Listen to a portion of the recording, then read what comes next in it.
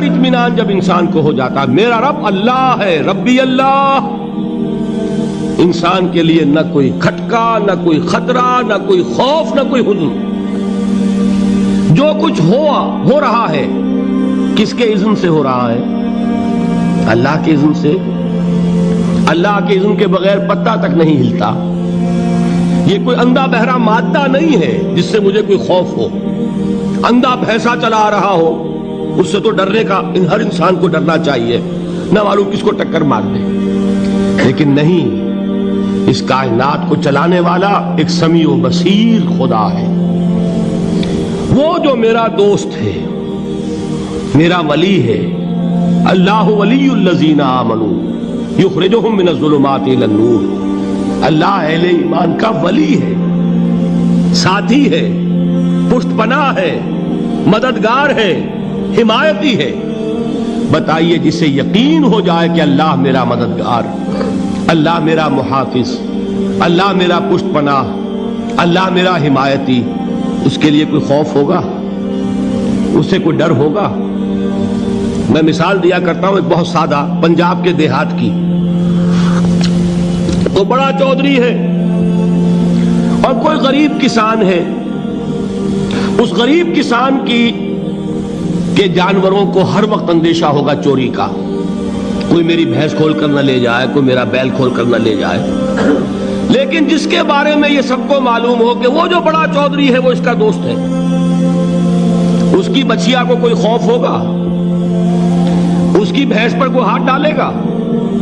اسے کوئی اندیشہ ہوگا؟ نہیں۔ کیوں؟ کہ وہ بڑا چودھری، بڑا اس کا یہاں کا سردار، جاگیردار، سب کو معلوم ہے وہ میرا دوست ہے، کوئی میرے خلاف اقدام نہیں کر سکتا۔ اس دنیا میں یہ چھوٹی سی بات اگر آپ کے دلی اطمینان اور سکون کا باعث بن سکتی ہے تو ذرا تصور کیجئے۔ میں لفظ تصور استعمال کروں گا صرف اس لیے کہ اس کا ہم جس کو کہتے ہیں ادراک اور شعور کر نہیں سکتے، اگر کے ساتھ کر سکتے۔ اگر یقین ہو کہ اللہ میرا مددگار اور یقین ہو کہ اللہ ہر آن میرے ساتھ ہے، پھر کوئی خوف؟ کس کا خوف؟ کوئی شے اللہ سے بالا تر ہے؟ کوئی قوت اس سے زیادہ طاقتور ہے؟ کوئی اس کے ارادے کو بدلنے والا ہے؟ کوئی اس کی مشیت کے آڑے آنے والا ہے؟ یہی بات ہے جو حضور نے فرمائی۔ یہ ایمان کا حاصل ہے لب لباب، کہ دیکھو اچھی طرح اس بات کو ذہن نشین کر لو، اگر تمام انسان مل کر تمہیں کوئی نقصان پہنچانا چاہے نہیں پہنچا سکتے، مگر جو کچھ اللہ نے لکھ دیا ہو، اور تمام انسان مل کر تمہیں کوئی نفع پہنچانا چاہے نہیں پہنچا سکتے، مگر وہ شے جو اللہ نے طے کر دی۔ آپ پھر میں کہوں گا ذرا طاری کیجئے، اسے فرض کیجئے، اسے سوچئے۔ اگر اس حدیث پر ہمارا دل ٹھکا ہوا ہو تو کسی سے ڈر ہوگا؟ یہ مجھے نقصان نہ پہنچا دے، یہ میری رپورٹ خراب نہ کر دے، یہ میری انکریمنٹ نہ رکوا دے، یہ میرا یہ نہ بگاڑ دے، یہ میرے یہ نقصان نہ پہنچا دے۔ اس کا ڈر، اس کا ڈر، اس کا خوف، اس کی خوشامد، اس کے لیے جا کر طرح طرح سے اپنی عزت نفس کو ذلیل کروانا اس کے سامنے، یہ سب کچھ کیوں کرتا ہے انسان؟ جب سمجھتا ہے کہ اس کے ہاتھ میں میرا کوئی نفع ہے، اس کے ہاتھ میں میرے لیے کوئی ضرر ہے، یہ مجھے کوئی غضب پہنچا سکتا ہے، یہ مجھے کوئی نقصان پہنچا سکتا ہے، یہ میرا کوئی کام بنا سکتا ہے، یہ میری کوئی ضرورت پوری کر سکتا ہے، اسی کا نام شرک ہے۔ جہاں آپ نے یہ سمجھا کہ غیر اللہ کے اندر کوئی طاقت موجود ہے، وہی شرک ہے۔